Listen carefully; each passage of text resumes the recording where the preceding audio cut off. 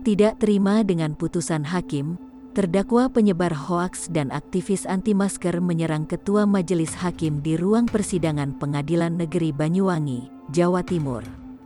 Terdakwa penyebar hoaks sekaligus aktivis anti-masker, Yunus Wahyudi, tiba-tiba naik ke atas meja hendak menyerang Ketua Majelis Hakim. Tindakan itu dilakukan setelah Majelis Hakim menjatuhkan vonis 3 tahun penjara. Upaya penyerangan dapat digagalkan polisi yang berjaga di dalam ruang persidangan.